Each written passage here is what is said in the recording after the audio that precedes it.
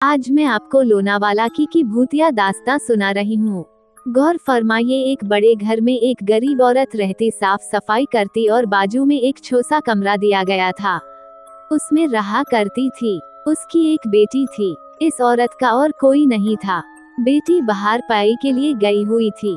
ये औरत इस बच्ची को पाने के लिए बहुत ही मेहनत करती थी। इस लड़की की पढ़ाई खत्म होने के बाद वह लड़की अपने माँ के पास आ गई और अपने माँ के साथ ही रहने आ गई। कुछ दिन बाद कुछ लोग घर में शूटिंग के लिए आ गए और शूटिंग शुरू हो गई। अचानक ही माँ की हालत खराब होने की वजह से लड़की को घर की साफ सफाई करनी पड़ी। साफ सफाई हो गई और अपने कमरे की तरफ बढ़ने लगी। अचानक से एक आदमी ने उस लड़की का हाथ पकड़ लिया और उसके साथ जबरदस्ती करने लगा।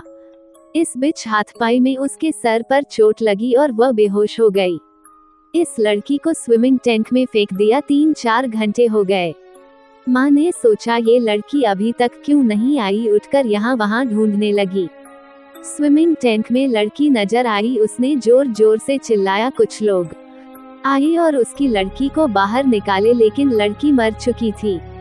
कुछ देर बाद पुलिस आई और बॉडी को ले गई और 2-3 घंटे बाद वापस ले आए और कहा डूबने से इसकी मौत हो गई। उसका बाद उस लड़की का अंतिम संस्कार किया गया। कुछ दिन के बाद माँ के ख्वाब में आकर रोती और कहती, मैंने आत्महत्या नहीं की। माँ हर रोज यही ख्वाब आता। माँ परेशान हो गई और जाकर पुलिस में ये बात बताई। सब लोग उसका मजाक उड़ा रहे थे, लेकिन एक पुलिस ने उसकी मदद की और घर में आकर वहाँ के कैमरे चेक करे। कैमरे की मदद से उन्हें ये सब मालूम हुआ। फिर उस आदमी को गिरफ्तार किया गया। आदमी को सजा हो गई। कुछ दिनों के बाद फिर से माँ के ख्वाब में बेटी हंसते हुए आए और हाथ दिखाती हुई चली गई। माँ बहुत रोई और उस घर को छोड़ चली गई।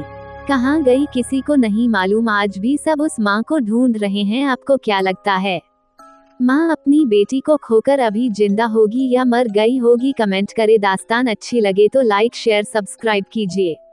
अगले दास्तान लेकर आएंगे। शब्बा खैर।